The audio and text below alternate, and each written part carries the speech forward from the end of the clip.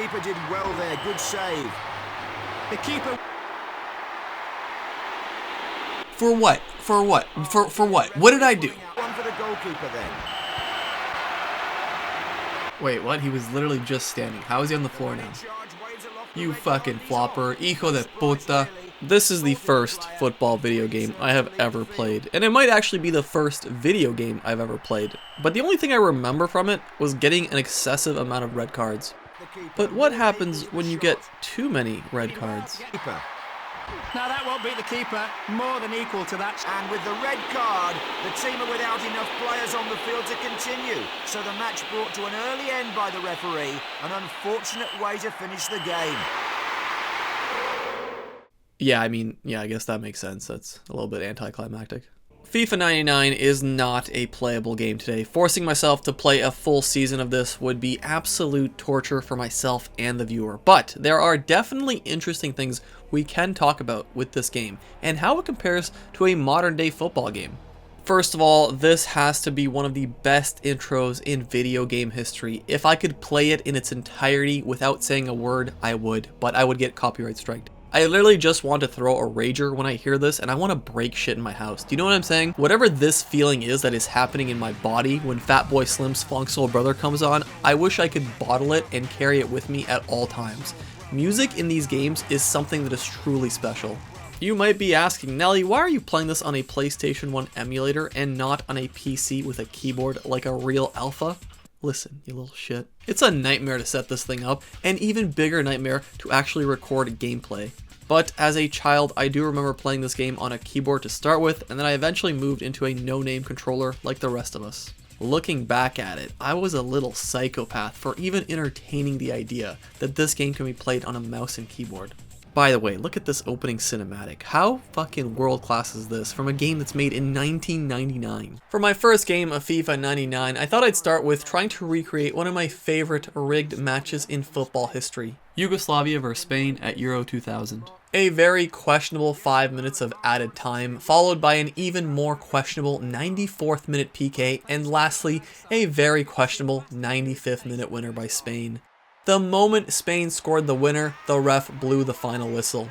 In my youth, these kinds of results really destroyed my passion for football. The politics surrounding football really disgusted me. Not letting my country's footballer play in tournaments for actions they had almost no involvement in?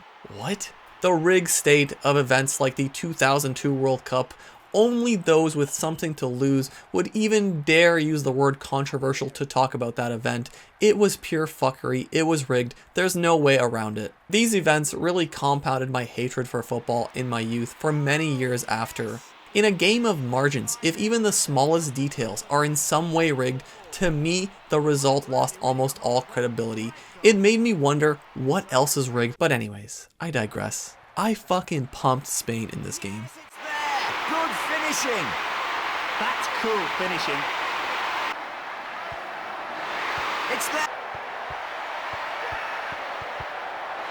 The defense let him go, and it's in the back of the net. And the ball tipped away by the keeper. Yes, the hat-trick complete then, and my word, he's having a great game here. Wonderful finishing. The referee looks at his watch and brings an end to the match. This game has a better commentary than the newest FIFA. John Motson is so class, it's absolutely ridiculous. I didn't even speak English when I first started playing this game, and even I knew this man was something special, something that transcended language. To me, he is FIFA for this era. Simple as that. Commentary in today's FIFA cannot touch this man. Meanwhile, in a modern FIFA, it is really easy to distinguish between good players and shit players, sluggish movement, pace, the ball randomly leaving your feet, and so on. In FIFA 99, I genuinely couldn't tell any of these things. I started playing with Red Star Belgrade, and at times I struggled with finishing inside the box. Then I switched to Man United, and this started happening. And yes, it's gone in. A goal good enough to grace any match, a breathtaking goal.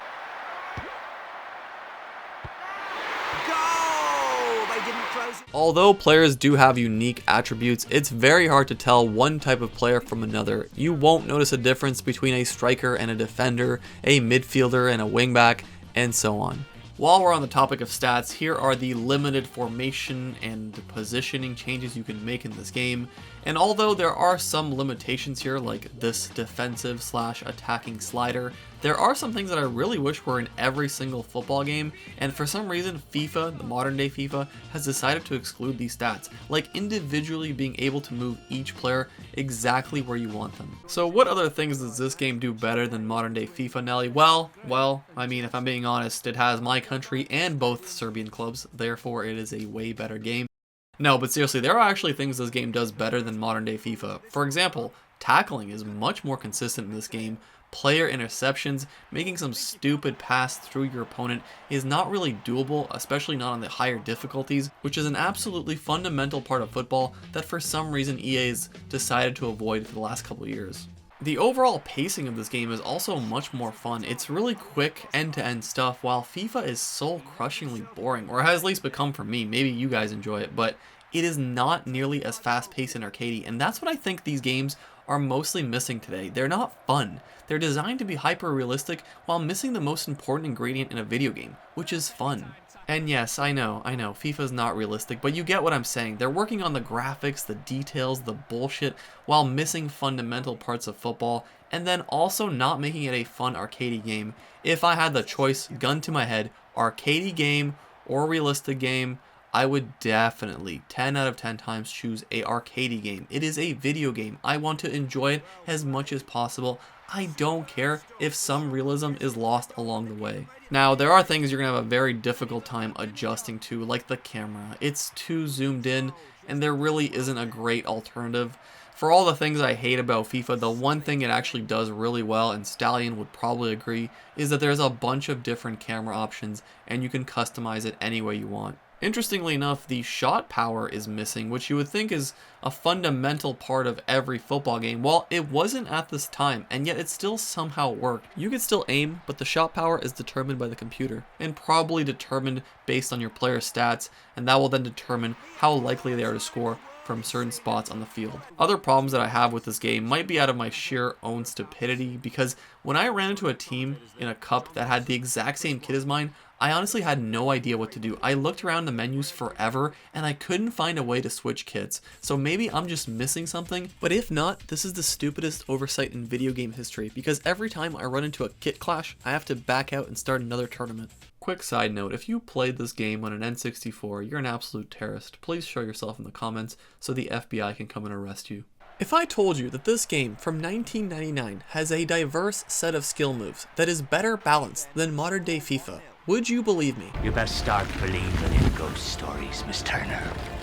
You're in one. Fakes, rainbow kick, lateral left, 360 spin left, sprint, step over nutmeg, dive. Okay, that's probably not a great one, but still, this game has so many cool little features that I didn't expect going back into it. It even has in-game tactics. Look at this: offside trap, attacking press, through ball run, wingback run. How cool is that? On another interesting note, this game does have the occasional bug here and there, but I don't know if these bugs are related to the poor emulator or to the actual game itself. I know for a fact though, I cannot make a 2+ hour video on the number of bugs this game has like I can with FIFA 21. I genuinely believe if this game was remastered and some minor additions were added to the online, it would be a more enjoyable experience than modern day football games. How does a game from 22 years ago get so many things right that a modern day football game just can't? Well, I can tell you from personally talking to someone that has designed some of the most iconic games in video game history and knows EA like the back of his hand. EA will not produce any quality games like they once did because they can't hang on to talent like they once did.